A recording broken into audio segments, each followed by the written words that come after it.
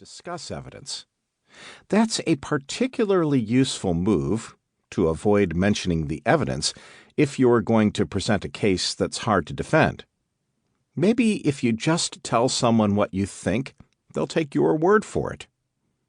In my opinion, though, a reader has the right to know not only what scholars think about Jesus, or about any other person or event from the past, but also why they think what they think.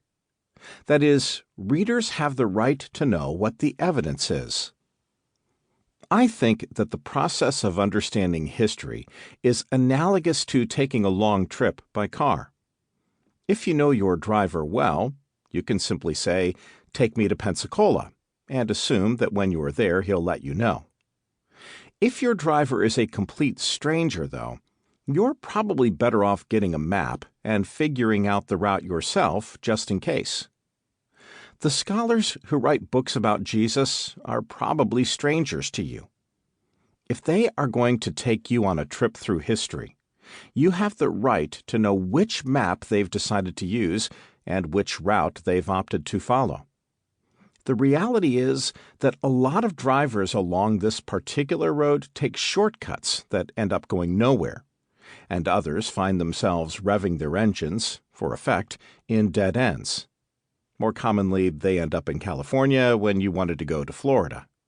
But they tell you it is Florida, and since you haven't been shown a map, you pretty much have to take their word for it.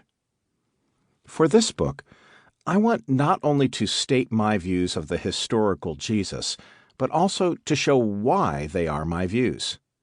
As it turns out, the map itself is interesting. Pity that it's so unfamiliar to the people who would be most fascinated by it. In any event, I plan to use this book not only to map out a consensus view of the historical Jesus, a strange new land for many first-time travelers, but also to trace the route through the intriguing twists and turns of history, showing what the surviving evidence is and how it can be used.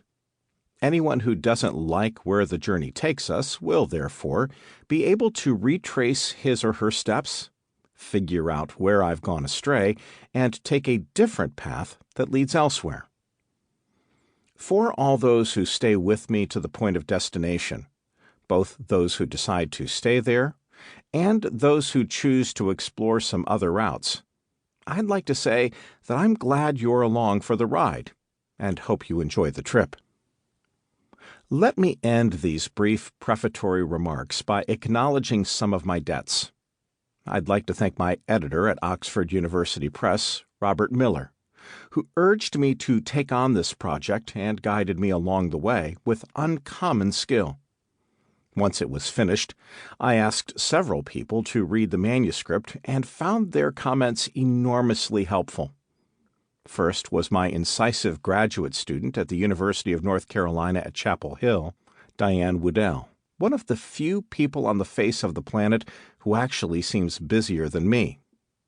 Then came three relatively young, we keep hoping this, but seasoned, this one is assured, scholars in the field, friends with incisive minds, quick pens, and the good sense to agree with me on lots of interpretive issues.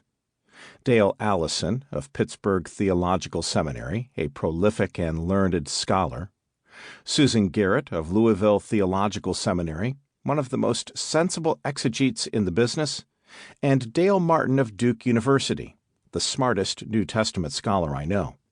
Last, and with apologies to the others, best, for reasons unrelated to the manuscript, was my partner Sarah Beckwith, a brilliant medievalist in the English department at Duke, whose mind is something to behold.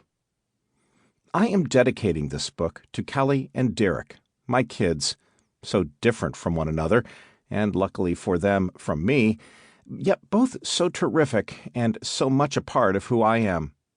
They mean far more to me than they will ever know. I would give them the world, but since I'm a bit constrained in my resources just now, they'll have to settle for this book. Translations of the Greek New Testament and the Coptic writings of the Nag Hammadi Library are my own. For the Hebrew Bible, I've used the New Revised Standard Version.